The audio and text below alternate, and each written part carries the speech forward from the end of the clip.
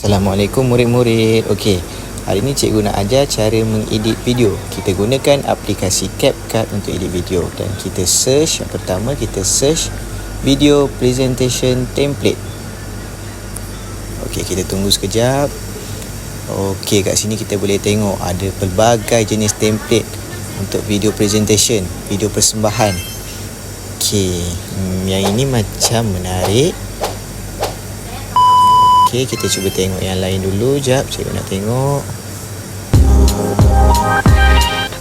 Yang ini pun macam lagi menarik. Kita cuba yang ni lah. Okey, dekat sini kita boleh ubah perkataan ni kepada perkataan yang kita nak, ayat yang kita nak. Okay, contoh, cikgu ubah perkataan type something ni, cikgu nak ubah apa Okey, cikgu nak ubah ni lah, selamat datang ke persembahan pantun. Barulah ada nampak teknologi sikit kan. Lagi cikgu nak ubah search the web ni macam okey. Cikgu nak ubah perkataan search tu lah cikgu rasa.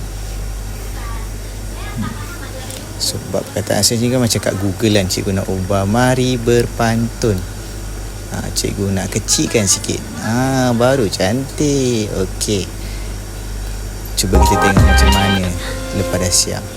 Selamat datang ke persembahan pantun. Macam ni lah murid-murid cara kita nak edit video tu. Okey, lepas tu murid-murid boleh tekan save and share to TikTok. Kita tunggu sekejap. Lepas murid-murid dah share, dia akan keluar template ni dan murid-murid boleh masukkan video persembahan pantun murid-murid itu ke dalam CapCut ini. Okey, nanti cikgu tunggu video persembahan murid-murid berpantun. Terima kasih semua. Assalamualaikum.